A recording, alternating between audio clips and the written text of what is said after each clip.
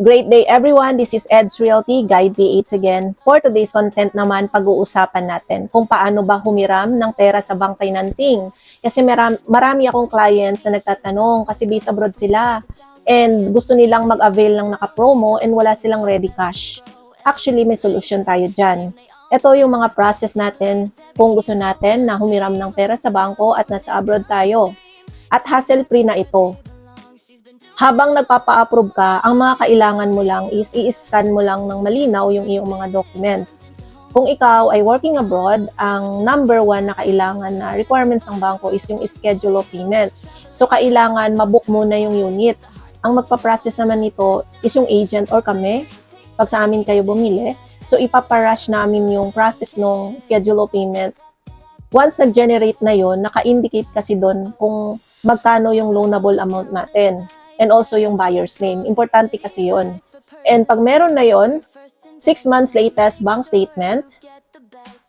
Kung ikaw ay dual citizen, kailangan dalawang passport, whether Philippine passport at saka US passport, kung saan ka nakabase. And kung wala ka pa namang other passport at isa na lang yung passport mo, pwede na yung oath-taking.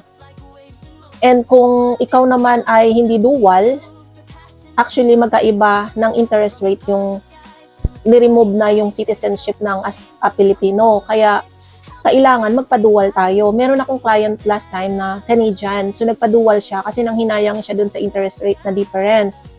Or else, kung ayaw nyo talaga na i-remove yung inyong dual, pwede kayong kumuha ng co-borrower na Pilipino or may dual citizenship. As long as na may Filipino citizenship, para ma-avail nyo guys yung lowest rate ng Philippine citizenship. Pero kung wala talaga, ang isang way dyan is pwede kayong humiram dyan sa inyong bansa.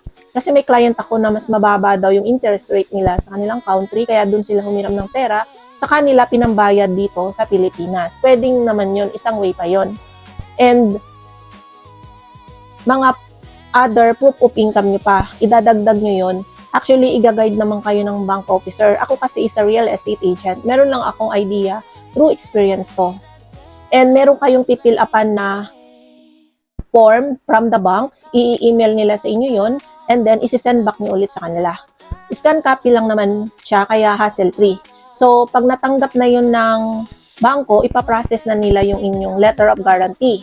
Meron lang kayong guys babayaran na bank fees ha. FYI, meron kayong babayaran ng bank fees.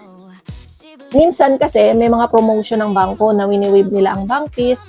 Ang magdi-disclose nito is yung bank officer. Kasi meron silang mga promo na discount or ini-include na nila ito sa loanable amount, yung bank fees. Ang magdi-disclose nito is yung bank officer. Pwede niyong pag-usapan. And after that, pag na-generate na yung letter of guarantee, yun yung kailangan yung pirmahan ng original. Kung nasa abroad kayo at meron kayong SPA sa Pilipinas, pwede naman yung SPA na lang ang pumirma in your behalf para hindi na ipadala dyan sa abroad. At kung wala namang SPA, ipapadala talaga ng bank officer yung letter of guarantee sa abroad para mapirmahan nyo yung original copy. And ibabalik nyo yun ulit dito sa bank officer. Pero before nyo ibalik, kailangan nyo siyang ipakonsularize abroad kasi lumabas yung documents abroad. Or else, kung nandito kayo sa Pilipinas, much better. Kung umuwi kayo dito, kayo na mismo ang pipirma. Requirements kasi talaga yon. And pag nabalik nyo na yung letter of guarantee sa bank officer, babayaran na nila yung developer or SMBC ng cash. And mag-uumpisa na kayo ng monthly amortization sa bangko. Whether auto-debit, PDC, depende sa usapan nyo ng bangko. Meron naman kayong agreement for that. Kung gusto nyong mag-apply ng home loan, gagawa ako ng group chat, i-message nyo lang ako dito sa aking Viber or WhatsApp. Meron akong magagaling na bank officer from PS Bank and BDO na siguradong matutulungan kayo. Kung meron pa kayong question kung paano mag-loan, just comment down below and I will answer your question. Ito is guide lang para sa mga client. Actually, ang makakapag-explain more detail is the bank officer. Ako kasi, I'm just sharing based on my experience kasi may mga clients ako na nag-loan. Pero kung meron kayong may mga deeper question pa, gagawa ako ng group chat with the bank officer.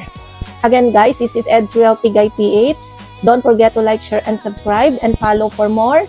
See you in my next video.